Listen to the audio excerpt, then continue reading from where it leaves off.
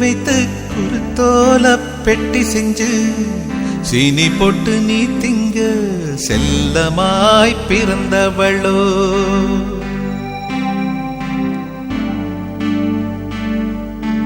மரக்கிளையில் தொட்டில் கட்ட மாமனவன் மெட்டு கட்ட அரண்மனைய விட்டு வந்த அல்லீராணி கண்ணுறங்கு.